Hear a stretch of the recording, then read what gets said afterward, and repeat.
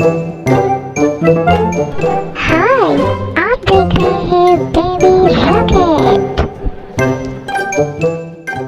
एक समय की बात है, एक गरीब मछुआरा और उसकी पत्नी छोटे से गांव में रहते थे। मछुआरा हर दिन समुद्र में जाकर मछली पकड़ता था।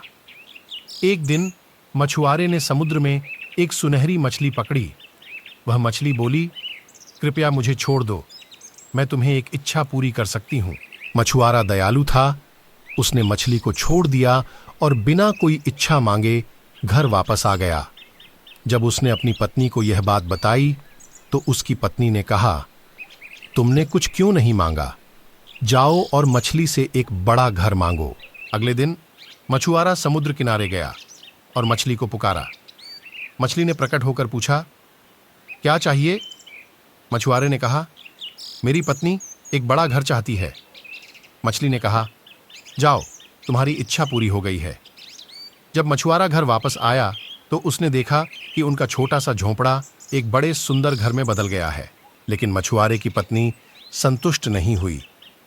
कुछ दिन बाद उसने मछुआरे से कहा, जाओ और मछली से कहो कि मैं रानी बनना चाहती हूँ। मछुआरा अनिच्छा से समुद्र के पास गया और मछली से यह इच्छा बताई।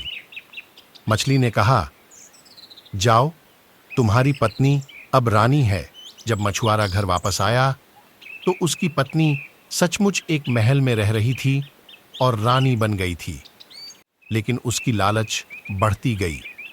कुछ समय बाद उसने मछुआरे से कहा, जाओ और मछली से कहो कि मैं समुद्र की देवी बनना चाहती हूँ।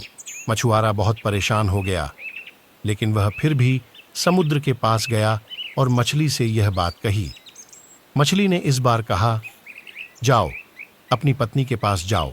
जब मछुआरा घर वापस आया तो उसने देखा कि उनका बड़ा घर फिर से एक छोटा झोंपड़ा बन गया था। उसकी पत्नी फिर से गरीब हो गई थी। मछुआरे की पत्नी ने अब समझ लिया कि लालच का नतीजा हमेशा बुरा होता है। शिक्षा लालच का फल हमेशा बुरा होता है।